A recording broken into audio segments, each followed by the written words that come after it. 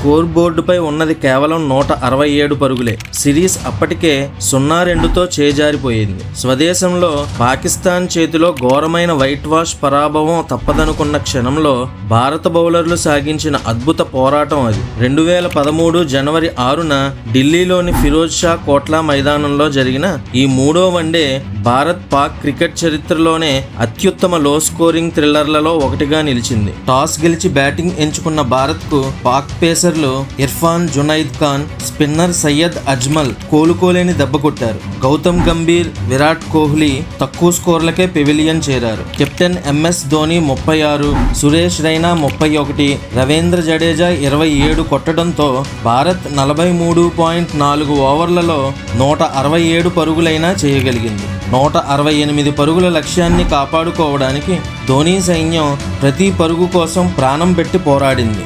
రెండవ ఇన్నింగ్స్ ఆరంభంలోనే భువనేశ్వర్ కుమార్ కొత్త బంతితో కమ్రాన్ అక్మల్ను డక్అవుట్ చేసి మ్యాచ్లోకి జీవం తీసుకువచ్చాడు. యూనిస్ ఖాన్ను కూడా భువి 6 పరుగులకు పెవిలియన్కు పంపించాడు. నజీర్ జంషద్ 34, కెప్టెన్ మిస్బాహుల్ హక్ 39 నిలకడగా ఆడుతూ పాకిస్తాన్ను పటిష్ట స్థితికి చేర్చారు. ఆ దశలో మ్యాచ్ భారత్ చేతుల్లో నుంచి జారిపోయినట్లే కనిపించింది. కీలక సమయంలో రవిచంద్రన్ అశ్విన్ మిస్బాహుల్ హక్ను, జంషద్ను పెవిలియన్కు పంపించాడు. ఒమర్ అక్మల్ను జడేజా 25 పరుగులకు అవుట్ చేసి పాక్ను ఒత్తిడిలోకి పంపాడు. పాక్ విజయానికి చివరి 4 ఓవర్లలో 17 పరుగులు అవసరం. చేతిలో 2 వికెట్లు మాత్రమే ఉన్నాయి. క్రీజ్లో ఉన్న బ్యాట్స్మెన్లను ఒత్తిడిలోకి నెడుతూ భారత్ అద్భుతమైన బౌలింగ్, ఫీల్డింగ్తో ఉక్కిరి బిక్కిరి చేసింది. 49వ ఓవర్లో ఇషాంత్ శర్మ బౌలింగ్లో మొహమ్మద్ హఫీజ్ వికెట్ తీసి భారత్కు 10 పరుగుల తేడాతో అద్భుత విజయాన్ని అందించారు. ఇషాంత్ 3,